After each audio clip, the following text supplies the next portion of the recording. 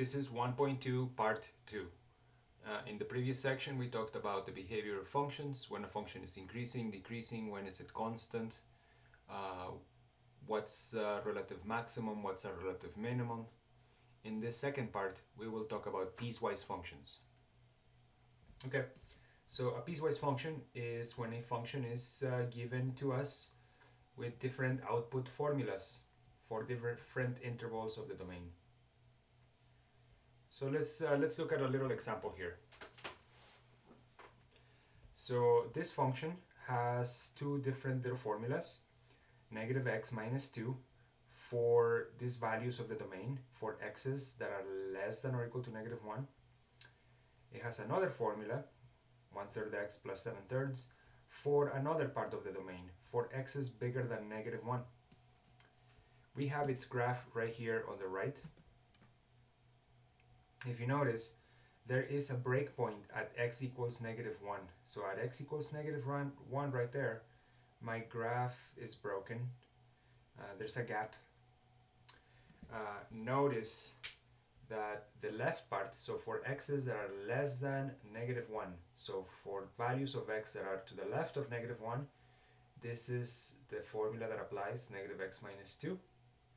For values of x that are bigger than negative 1, this is the formula that applies, 1/3 x plus 7/3. Notice that there's an open circle up here and there's a closed circle down here. That has to do with the inequalities. So for x is less than or equal to 1, that's a closed circle. For x is strictly bigger than negative 1, that's an open circle. Okay, let's answer some questions about this piecewise function. Let's determine the following things. So what is f of 2? How do I determine f of 2? Okay, so I guess I gotta think. Wait, so my x value is 2, and then I gotta think, is 2 less than or equal to negative 1, or is 2 bigger than negative 1? I would say that 2 is bigger than negative 1, so then it has to fall into this formula right here. Okay, so then I guess f of 2, I'll do my scratch work down here. I'm gonna say f of 2 is going to be equal to 1/3 times 2 plus 7/3. Yeah, because I had to plug in the 2 into this second part, the bottom part. Why? Because 2 is bigger than negative 1. Okay, so I gotta do a little bit of arithmetic. 1/3 times 2, that's 2/3, plus 7/3, and well, that's 9/3, so 3. We can also just see it right here. When my x is equal to 2, my y is 3. Okay, what about the next one? What is f of negative 1? So my x value right now is negative 1. So under which piece do I fall? Do I go to the top part or the bottom part? Well, we have to think about the inequalities. Is negative 1 less than or equal to negative 1? Or is negative 1 bigger than negative 1? I would say the former. So negative 1 is less than or equal to negative 1. So we gotta, my x value enters into the top formula here, equation. Okay, so f of negative 1 is going to be negative, I gotta be careful here, negative 1 minus 2. That's if I want to do this numerically. You can also just look at the graph. So negative 1 minus 2, well, that's the same thing as saying 1 minus 2 or negative 1. So f of negative 1, if my x happens to be negative 1, my y is also negative 1. So that's this point down here. What is f of negative 3? What is f of negative 3? Well, right now my x is negative 3. Okay. Is negative 3 less than or equal to negative 1, or is negative 3 bigger than negative 1? I would say that negative 3 is less than or equal to negative 1. So it comes into the top part. So I'm going to have negative 3 minus 2. Well, that's like saying positive 3 minus 2. So that's this point right here, negative 3 comma 1. So my y value is 1. Finally, what is f of 8? F of 8. Well, 8 is definitely bigger than negative 1, so it's the bottom part. And so then I'm going to have f of 8 is going to be 1/3 times 8 plus 7/3. Why? Because my x value 8 is bigger than negative 1. Okay, so this becomes 8/3 plus 7/3. And what is that? That's going to become what? 15/3? 15/3, which is just 5.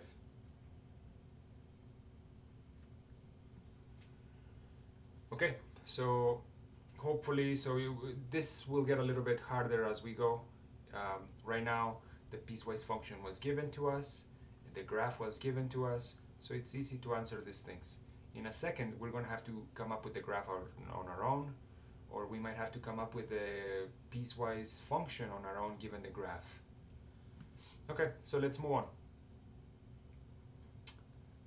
So now we have these 3 pieces, and we gotta determine some values. But before we get into determining the values, that's, I think, easier. Let's first sketch this graph. Let's make a sketch of the graph. And let's make a little sketch of the graph. And let's do it by hand. I think there is a way to do this in your calculator, but I don't remember how. I'll look into it. Okay, so pause the video, take a few minutes, try to sketch this by hand, and then let's look at then let's compare graphs. Okay, so hopefully you pause the video and you already have a little graph, and let's just see if your graph agrees with mine. So let me look first at the domains of the little pieces of domains that I have, which are the conditions on the right over here. So I have that x's are less than negative 2, x's that are between negative 2 and 3, and x's that are bigger than 3. So let me just first label all of those values. So negative 2, that's right there. 3, that's right there. Okay, and so then I have 3 pieces of my graph. There's a piece that happens for values that are less than negative 2. So you can almost think of a vertical line right here hitting the x-axis at negative 2. There's going to be some behavior to the left of that line. Then there's a little piece. You can think also of a vertical line over here at 3. And so then between negative 2 and 3, there's going to be something else. And then for values that are bigger than 3, there will be some other behavior over here on the right. Okay, let me begin thinking about x plus 1. I'm just going to graph x plus 1 right now. And x plus 1, I'll use red ink for that.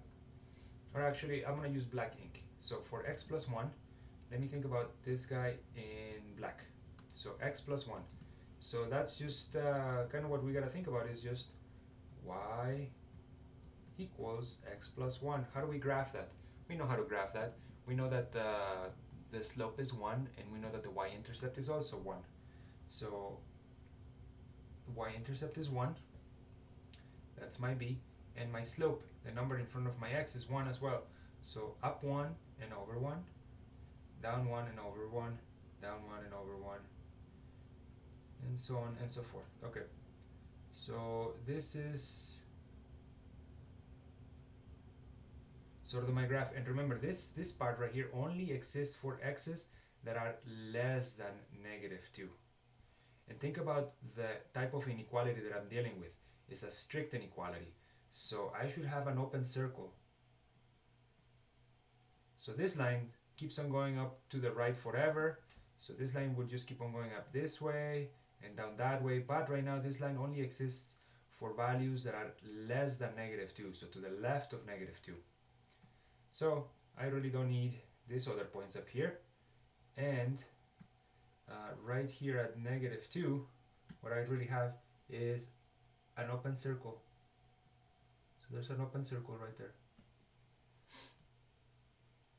Okay, so that's my first part, that's my first piece, and this piece only happens for x's that are to the left of -2. Now between -2 and 3, so between -2 and 3, now I'm going to use red ink. I am dealing now with a little function y equals 5. And well, that's a constant function. That's just a horizontal line that hits the y-axis at 5.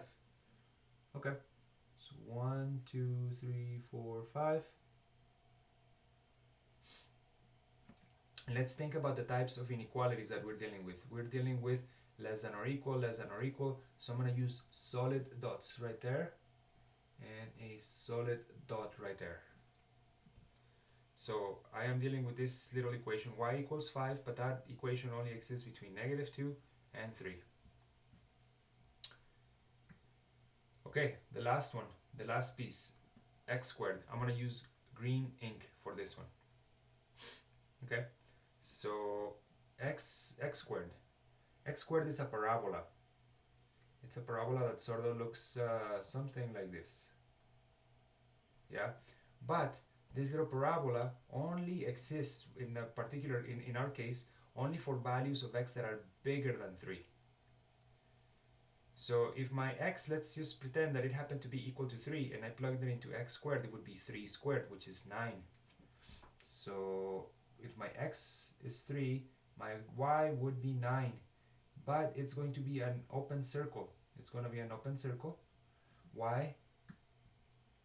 Because of the type of inequality that we're dealing with here. It's a strict inequality. So at 9 I have a little open circle, and you can sort of envision your parabola traveling up and just keep on going up that way. And the piece of the parabola that I only need is the thing that's to the right of 3. So think about a vertical line happening that hits the x-axis at 3. And right now we only need the piece that's to the right of that vertical line. So I'm going to erase my other little piece. So I don't need this. I don't need any of that. And I don't need any of this stuff. Okay. And I think that's a kind of a goofy sketch of my graph, but I think that sort of serves the purpose of my graph. Okay, now let's answer some questions about this.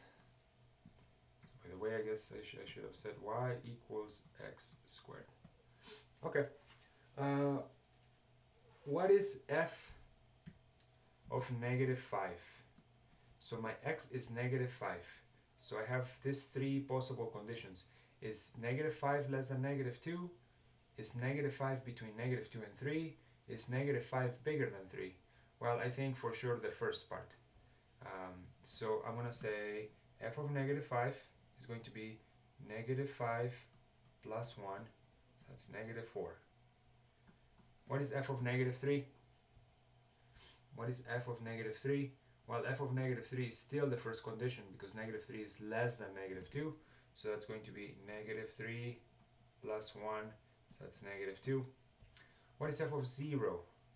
F of 0, so now my x is 0, and 0 is bigger than -2 and less than -3. So I'm in the second condition here, and so then f of 0 is just 5. What is f of 3? Okay, so is 3 less than -2? No. Is 3 between, is 3 bigger than or equal to -2 or less than or equal to 3? Yes, 3 is less than or equal to 3. So I'm in the second condition. So this is just 5 as well. And lastly, f of 10. F of 10. well, 10 is bigger than 3. 10 is bigger than 3. And so then I'm in the last condition, so it's going to be 10 squared, which is 100. Okay, so hopefully we agree on the graph. So you got a chance to do this graph on your own, and hopefully we have the same graph. Okay, let's move on to the next example. Same idea. First sketch the graph and then answer some little questions about the function. So pause the video, take a few minutes, try to come up with a sketch of this graph.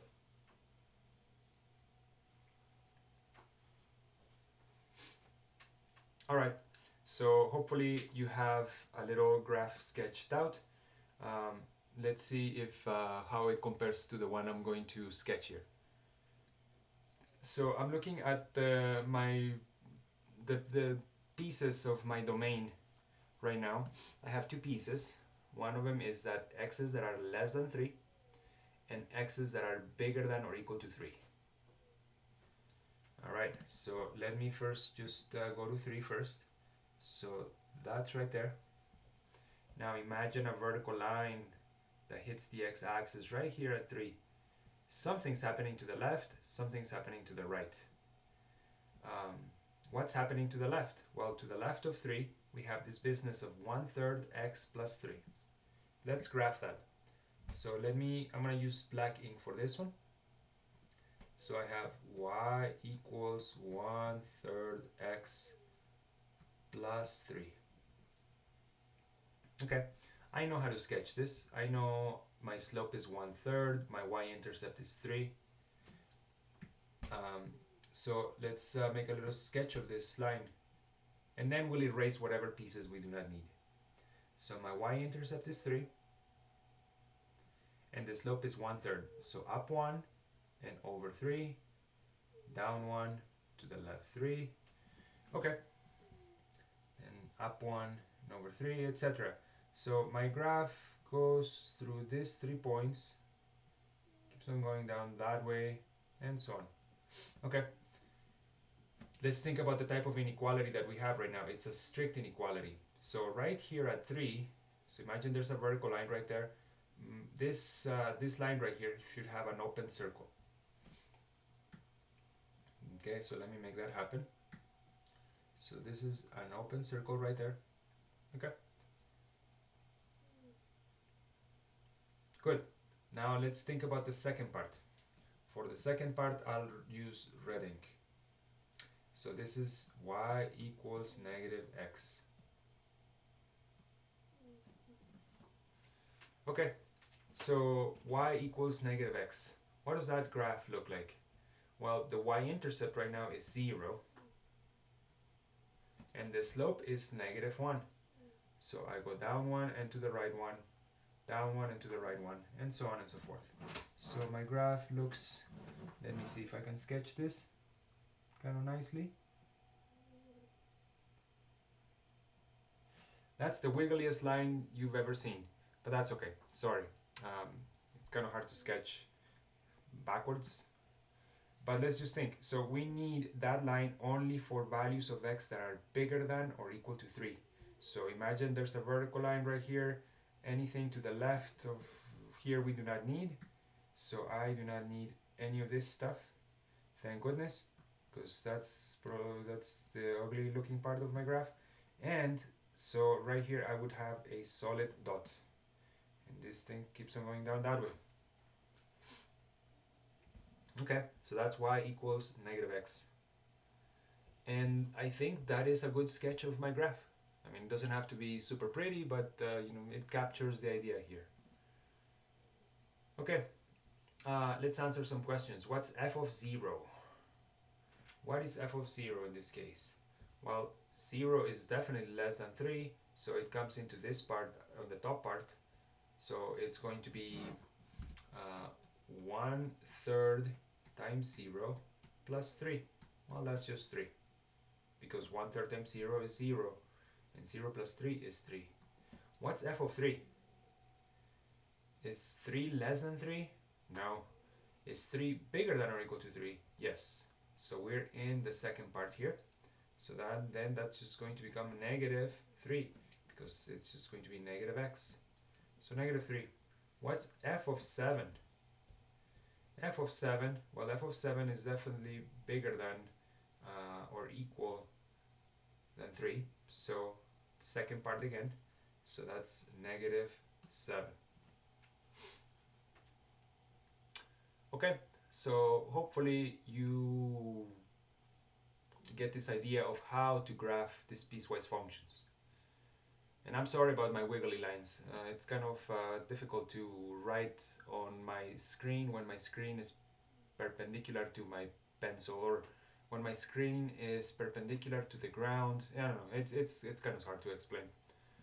All right, next situation here. Now we kind of want to work backwards. Now what we're going to be given is the graph, the piecewise graph. And what we're going to have to come up with is the function, the equations. So they're going to give us a few little guidelines here on how to write the equation of a piecewise function. First, we want to write the equation for each piece of the function. So we're going to have to look at the pieces of the function. We're going to have to come up with equations for each piece. And then we're going to have to define the domain of each piece, working from left to right. All right, let's see if we can, if we're up to the task here.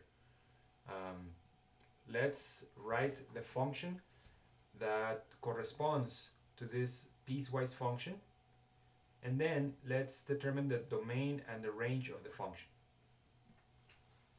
So pause the video, see if you can come up with the piecewise function that we need, and also with the domain and the range of the function. Alright, so let's see. I'm going to use colors again here. I'm looking at this piece right here. I'm looking at that piece, so the leftmost piece, this little part right here. I want to come up with an equation for that piece. So it's a line, it's a little line segment, and I would like to come up with an equation for it. Well, how do I come up with an equation of a line? Right now, kind of what I want to do is think of y equals mx plus b. So let me pick 2 points on this line. So I notice that I have the point negative 5, 16. So negative 5, 16. That's a point on this line. What's another point of this line? Any point will do. I don't know. Let me think. It looks like negative 3. So negative 1, negative 2, negative 3, 10 is also a point in this line. And by the way, you could have chosen any other points. We should get the same slope. We should get the same y-intercept. Okay. So I'm going to compute the slope. So I'm going to say 16 minus 10 over negative 5 minus negative 3. So I'm just saying this y value minus this y value divided by this x minus this x. Okay, and so then that becomes 6 over negative 5 plus 3, that's negative 2, so the slope is negative 3. Okay, now I kind of, I'm sort of working back, so I'm trying to come up with the equation of the line myself. So right now what I have is y equals negative 3x plus b. And now what I'm going to do, so right now I'm trying to come up with the equation for this little line right here, for this piece. So now I'm going to use either of the 2 points that I had earlier to find the y-intercept. So I'm going to use negative 3, 10 to find b. Okay? So I'm going to replace my x with negative 3. I'm going to replace my y with 10.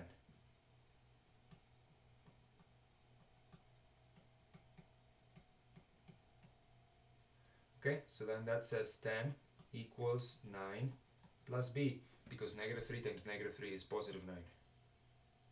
Let me subtract 9.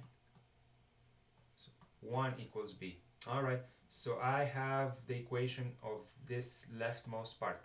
It's y equals negative 3x plus 1. Okay? And if you think about it, I mean, imagine this behavior keeps on going down, so it looks like I go to the right one, down 3, to the right one, down 3, to the right one, down 3. So yeah, that puts me at y-intercept of 1. Okay, so I have an equation for this part. Now let me come up with an equation for this little middle part right here. This one should be a little bit easier, because this is just a constant function. This is just a constant function. It's a horizontal line. It hits the y-axis at 5. So the equation should just be y equals 5.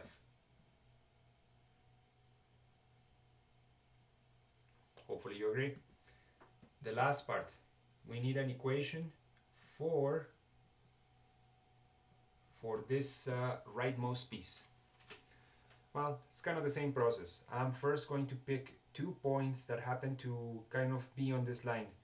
And well, right now, I mean, I could come up with any 2 points, but I'm gonna pick this guy, this point, even though it's not on the line, even though it's not on the quite on the line, because it's an open circle. That's okay. It'll still give me the equation of the line. I'm also going to pick this point, even though it's not on the line. So let's see, what are the coordinates of this point? This is the point 0, 1, 2, 3, 4. So 0, 4,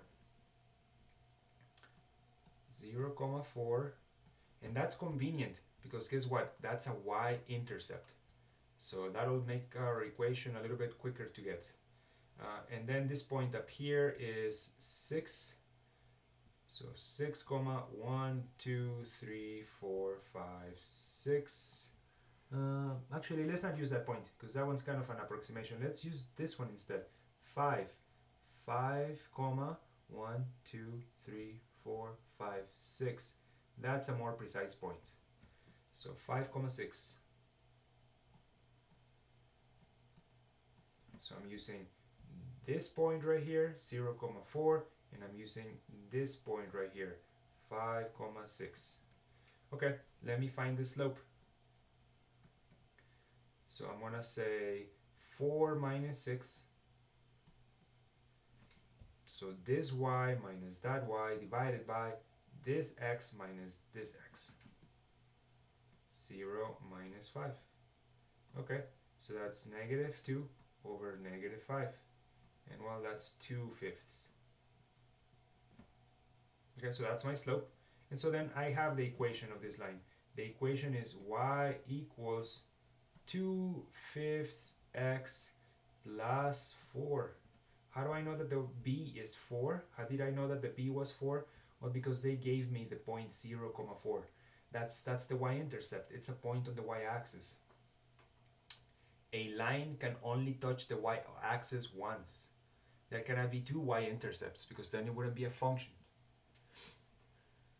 Okay, so I have determined the equation for each one of the pieces. I have determined the equation for each one of the little pieces. So now let me try to write down the piecewise function here. So I'm going to say f of x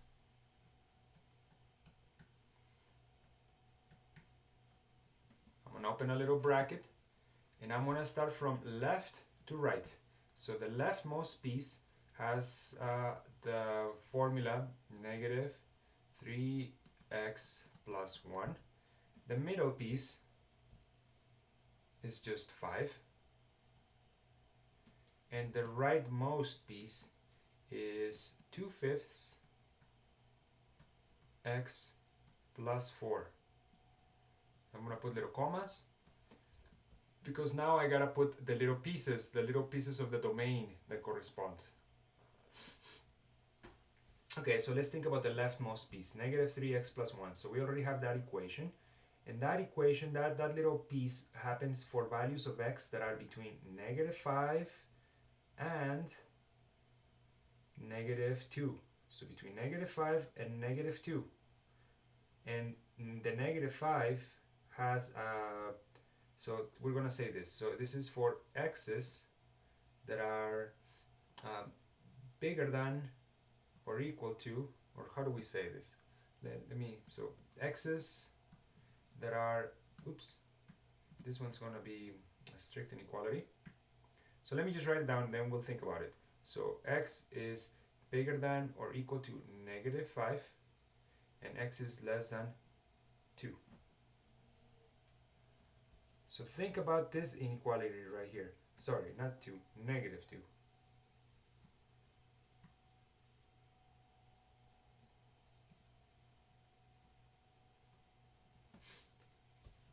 So x's that are less than -2, so to the left of -2, -2 is right here, so to the left of -2, but bigger than -5. So everything between -5 and -2, that represents this little part of the x-axis. And now the other part is going to be x's that are smaller than 0, but bigger than -2. And think about, since I have solid dots here, those are going to be non-strict inequalities. So the next condition goes something like this. X is less than or equal to 0 and bigger than or equal to 2. Sorry, -2. I keep on just writing 2.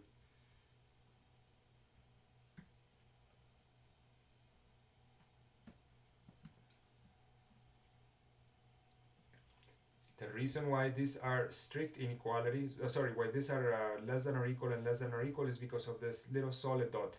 Over here, this guy was an open circle, that's why I used a strict inequality right there. And the last part, what's the last part? So for the last part, we have, so the x's is going to be x's that are less than 5 and bigger than 0. So this is x's, so this last piece are x's that are less than, actually not 5, less than 6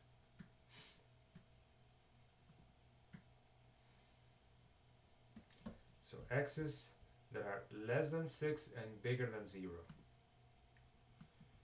And that is my piecewise function right there. So that's the 3 pieces, and these are the 3 conditions of the domain. Now let's try to talk about the domain. What's the domain of this function?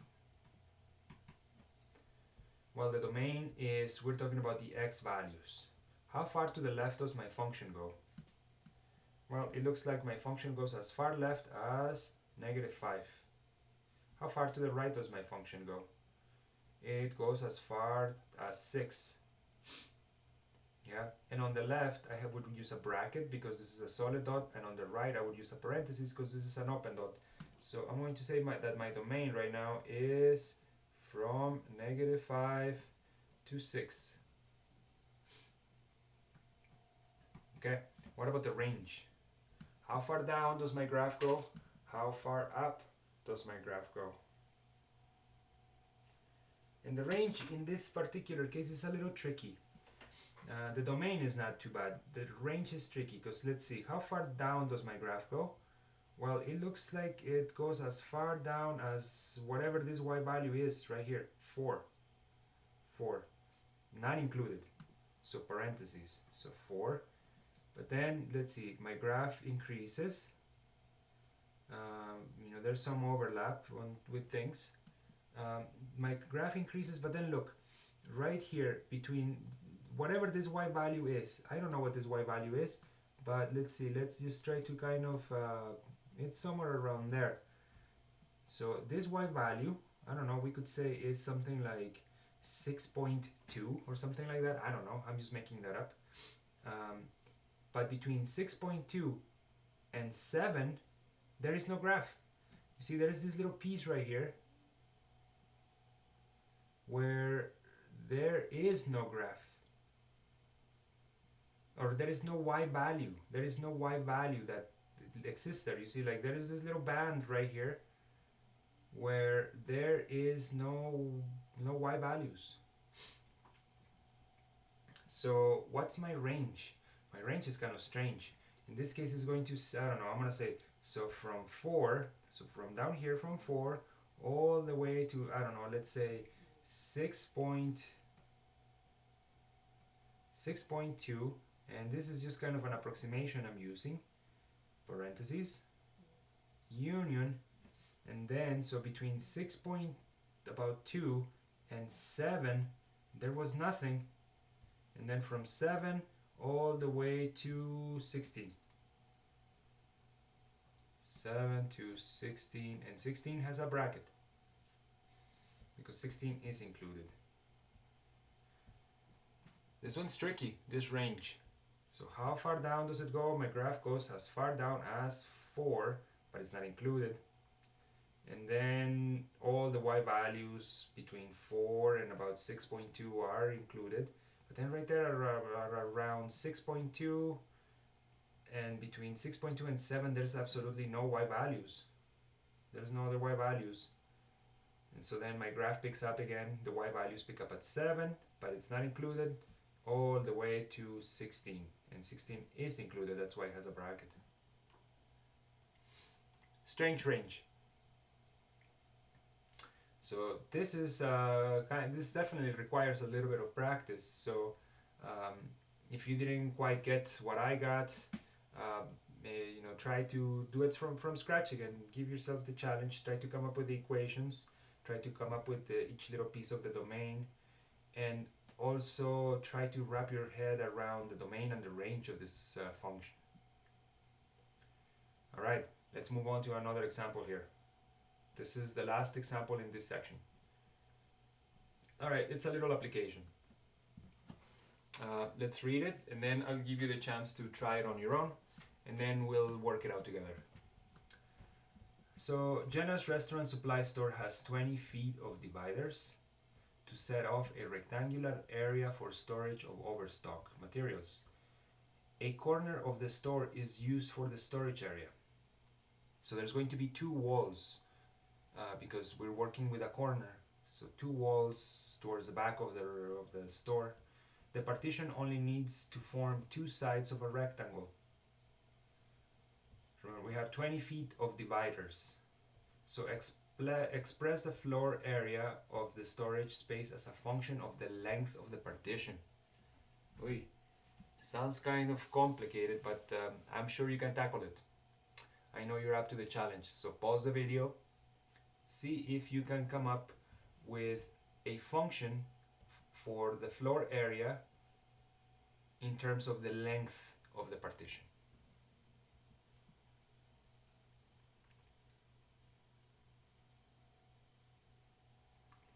All right, let's see.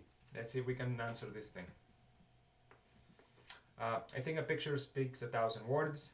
So let's draw a little picture. I'm gonna draw a little picture here. That is, I don't know. I guess I just have a hard time drawing straight lines. Sorry. Okay. Let's just pretend that this is a wall. This is also a wall. So that's the corner of the store that we're dealing with. And this is the rectangle storage area that we want to play with. So this is the other, so that's a wall, that's a wall. This is a partition, and this is a partition. Let me call this length, and let me call this width. Okay. What we know is, so yeah, remember this, these other 2 little pieces, maybe I should have drawn them in another color. It doesn't matter. It doesn't matter. So let me just kind of impose black on top of things. Yeah. So in black we have the partition. So the red is wall, and the black little parts are the partition, the little pieces that make up our little storage area. Okay, so what we know is that L plus W is equal to 20 because we have 20 feet of dividers.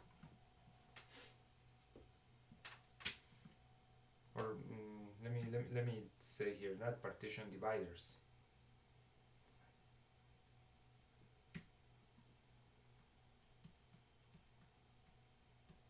Okay, so this length plus this width should be 20. Okay, also they want us to deal with the area of this little part. So I'm dealing with the area, and well, an expression for the area is going to be, well, length times width.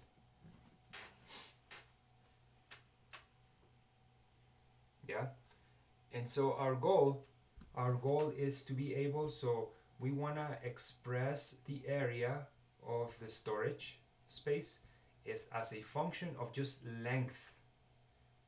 See, right now we have area as a function of length and width. Well, we don't want the width, we only want length.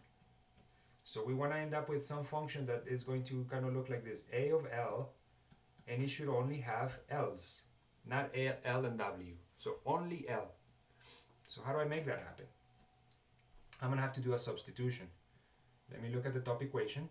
From the top equation, I'm going to say W equals 20 minus L.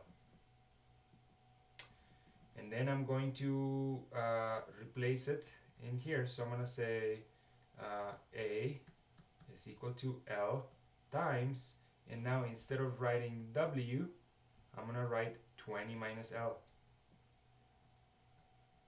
Oops.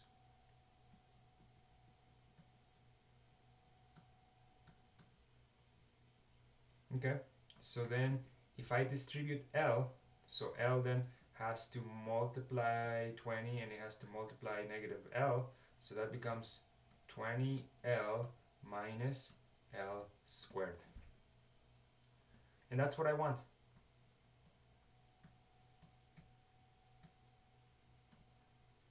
So that is what I was looking for.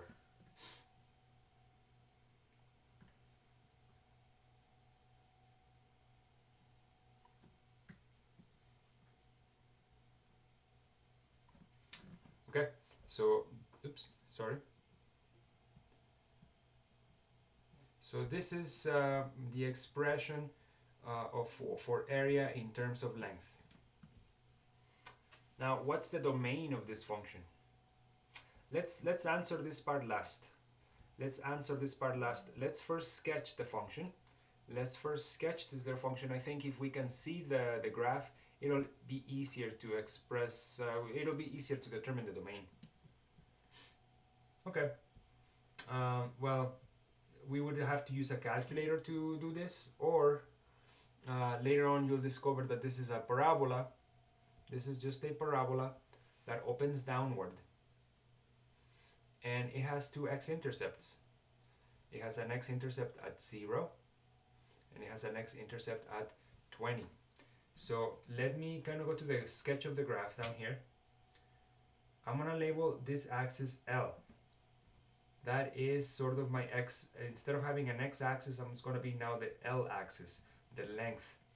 And the y values, instead of being y values, now are going to be A of L.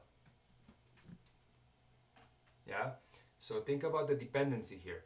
The area depends on the length. So length is independent, area is dependent. So the L is my x, the area is my y. And right now what's happening is that if I could sketch this using my calculator too. I could just use my calculator to get a little sketch of this graph. But I'm going to sort of not do that. I mean, I don't need that. If I wanted to find the x-intercepts, so I'm going to say x-intercepts of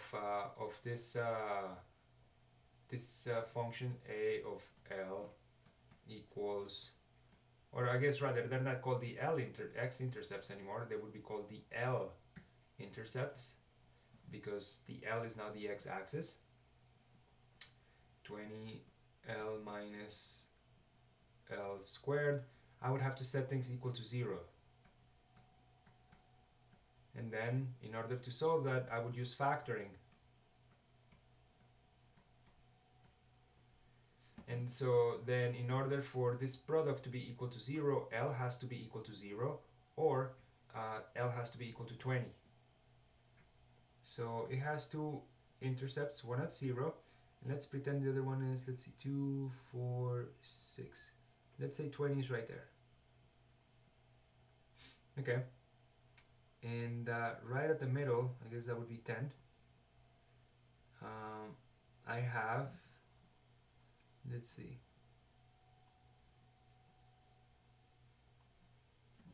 Ooh, that's the ugliest little parabola ever.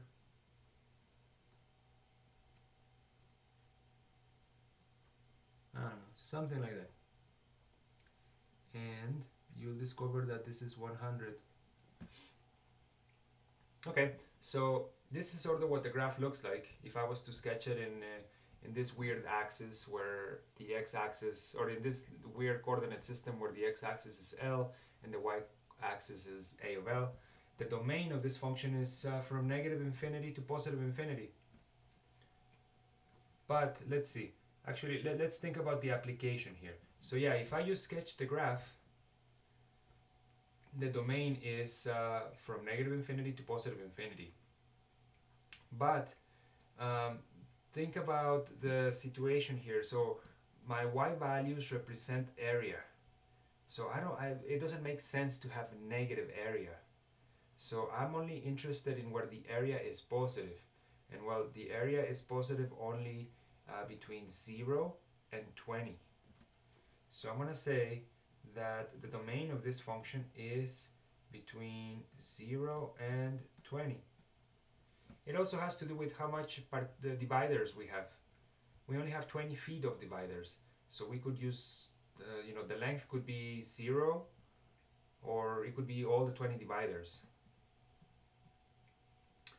So we've sketched a little graph, little function. And now, what are the dimensions that maximize the area of the floor?